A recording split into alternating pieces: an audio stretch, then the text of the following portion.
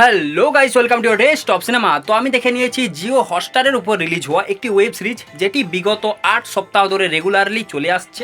এই সিরিজটির নাম piece maker season 2। এটি ডিসি কমিক ইউনিভার্সের একটি ক্যারেক্টার পিস মেকার, যার উপর এই পুরো সিরিজটা তৈরি হয়েছে। এর প্রথম সিরিজ 2022-এ বেরিয়েছিল সিজন 1। আমাদের এই যে পিস মেকার ক্যারেক্টার, সেটা একটা মুভি থেকে উঠে এসেছিল, যার নাম ছিল দ্য সুইসাইড স্কোয়াড, যেটা 2021-এ রিলিজ হয়েছে। তো সেই মুভির একটা ক্যারেক্টার ছিল পিস মেকার, যার চরিত্রে জন সিনা রয়েছে। সেই চরিত্রকে নিয়ে একটা সিরিজ বের করানো হয়েছে, যার সিজন 2 রিলিজ হয়েছে। 8 সপ্তাহ ধরে চলে আসছে। তো আমি দেখে নিয়েছি পুরো সিরিজটি কেমন লেগেছে, চলো সেটা বলি তোমাদের। তো তোমরা যদি জানো, ডিসি ইউনিভার্স রিসেট হয়ে আবার চালু হচ্ছে জেমস গান নামক পরিচালকের হাত ধরে, যার প্রথম মুভি সুপারম্যান আমরা দেখে নিয়েছি, এবং তিনি এর পরবর্তী যে ডিসি ইউনিভার্স চলবে সেটাই নির্ধারণ করছেন, যার একটি মুখ্য ক্যারেক্টার হচ্ছে আমাদের পিস মেকার। জেমস গান এই পিস মেকার সিরিজটিও ডিরেক্ট করেছেন, সিজন 2 বিশেষ করে। এটা সুপারম্যানের সঙ্গে রিলেটেডও রয়েছে কিছুটা। তো প্রথমে ভেবেছিলাম যে পিস মেকারের উপর সিরিজ বানানো এটা একটু বেশি হয়ে যাচ্ছে, কিন্তু না, এই সিরিজের ইম্পর্টেন্স রয়েছে এবং দেখে মজা লাগে ভাই। সিরিজটা সত্যি বলছি অসাধারণ লেভেলের মজা দেয়। তোমরা যদি এই পিস মেকারের সিজন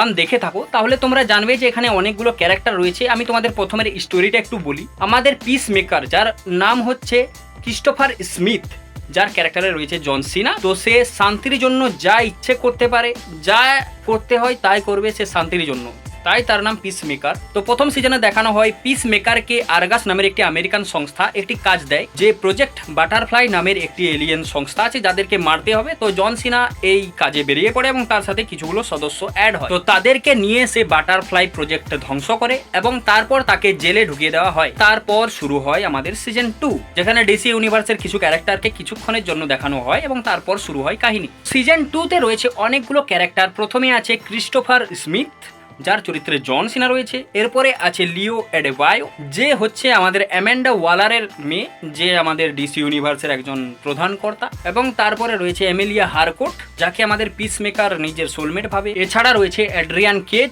যে এখানে একজন ভিজিল্যান্টের রোল প্লে করছে। এবং রয়েছে জন ইকোনোমাস, যে একজন হ্যাকার।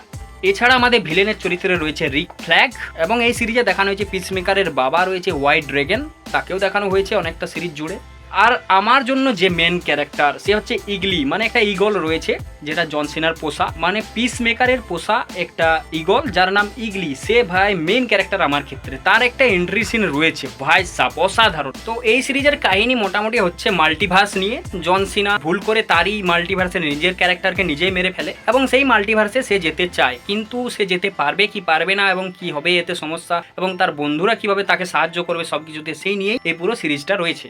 তো প্রথমেই বলি, সবার অ্যাক্টিং সেরা রয়েছে। বিশেষ করে ইকোনোমাসের অ্যাক্টিং একটু আমার সেরা লাগে। সব সময় সে বিরক্তি ভাব দেখায়, আর ভিজিল্যান্টের ক্যারেক্টার সবসময় একটা ডেডপুল ভাইব দেয়। তো সেই ক্যারেক্টারগুলো সেরা অ্যাক্টিং রয়েছে, এবং প্রত্যেকটা ক্যারেক্টার একটা নিজস্ব ব্যাপার রয়েছে। এই সিরিজটা সত্যি দেখতে সেরা লাগবে। এই কমেডি, অ্যাকশন সবকিছু রয়েছে। মাল্টিভার্স তো রয়েছে, কিন্তু এটা 18+। কিছু কিছু খারাপ সিন রয়েছে, মানে নিউড সিন রয়েছে। তাছাড়া কিছু প্রবলেম নেই, তোমরা দেখতে পারো। পুরো গালাগালি নেই বেশি। পুরো সিরিজটা আমার ভালোই লেগেছে। জিও হটস্টারের এই পঞ্চায়েতে আমার ভালো লাগে না যে তারা সপ্তাহে সপ্তাহে একটা এপিসোড ড্রপ করবে, যেটা আমার দেখতে ভালো লাগে না। একদম একসঙ্গে দিলে একটা দেখতে আলাদা ভাইবস আছে। তোমরা যদি ডিসি ইউনিভার্স দেখতে চাও, নতুন রিসেট ইউনিভার্স, তাহলে তোমরা জন সিনার এই পিস মেকার শোটা দেখতে পারো। সিজন 2টা ভালো হয়েছে। সিজন 2 এর শেষে আমাদের পিস মেকারকে সেলভেশনে পাঠানো হয়। সেলভেশনটা কি সেটা তোমরা সিরিজটা দেখলে বুঝতে পারবে। তো সেটার একটা ইম্পর্টেন্ট গুরুত্বপূর্ণ অস্তিত্ব রয়েছে। এরপর ডিসির যে পুরো মুভিগুলো আসতে চলেছে তার সাথে এটা কানেক্টেড। তো তোমরা সিরিজটা দেখো, এটা কানেক্টেড রয়েছে পুরো ডিসি ইউনিভার্সের সাথে।